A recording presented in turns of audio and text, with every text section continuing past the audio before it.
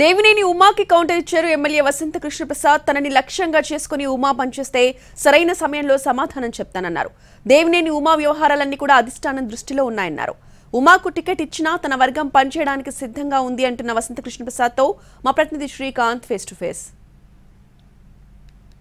టీడీపీలోకి చేరినటువంటి మైలవరం ఎమ్మెల్యే వసంత కృష్ణప్రసాద్ తొలిసారి పార్టీ ఆఫీస్కి వచ్చారు. ప్రస్తుతం మనతో ఎమ్మెల్యే వసంత ఉన్నారు. సార్, ప్రధానంగా పార్టీలో చేరారు. అసమ్మతి మాత్రం మైలవరంలో మీ చిరకాల ప్రత్యర్థి దేవినేని ఉమా మాత్రం కార్యక్రమాలు కొనసాగిస్తున్నారు. మీకు వ్యతిరేకంగా ఎలా చూస్తారు? అది వారి వ్యవహార శైలి, వారు ఆ రకంగా మరి ఏమి ఉందో నాకు తెలియదు. నన్ను చంద్రబాబు నాయుడు గారు పార్టీలో నీ కార్యక్రమాలను కొనసాగించు, నాయకులందరిని కలువు, ఎక్కడ కార్యక్రమాలు జరిగినా వాటన్నిటికీ అటెండ్ అవ్వమని చెప్పారు. వారు ఏ నిర్ణయం తీసుకున్నా నేను పార్టీకి పాజిటివ్ యాటిట్యూడ్లో, సానుకూల దృక్పథంతో ముందుకెళ్ళేవాడిని తప్పితే నేను నెగిటివ్ యాటిట్యూడ్, వ్యతిరేక దృక్పథంతో నడిచేవాడిని కాదు. కాబట్టి నా పని నేను చేసుకెళ్తాను. చివరికి ఎవరి కోణంలో వెళ్ళినా కూడా అందరం రావాల్సింది ఒక గూటికే, ఒక దారికే. అదే పద్ధతి జరుగుద్దని అనుకుంటా ఉన్నాను. తెలుగుదేశం పార్టీ అనేది క్రమశిక్షణకు మారుపేరు.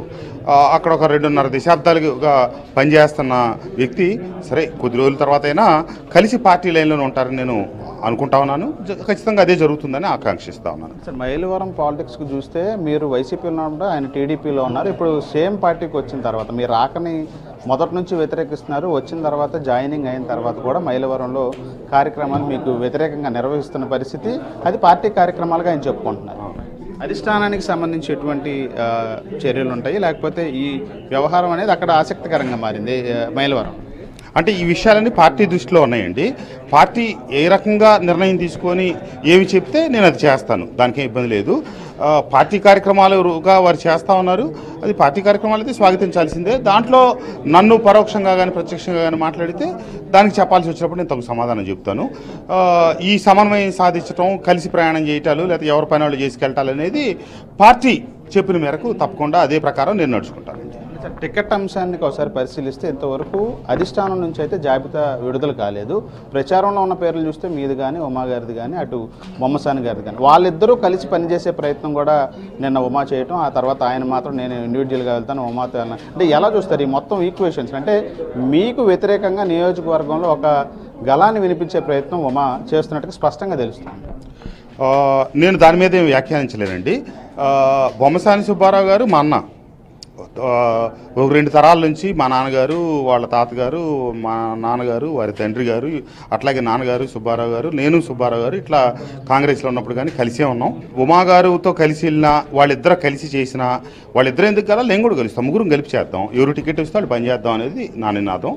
ఉమా గారికి టికెట్ వచ్చినా నేను ఆయనకు పని చేస్తాను, నా వర్గీయులతో నేను పని చేపిస్తాను, దాంట్లో ఏమీ సందేహం లేదు.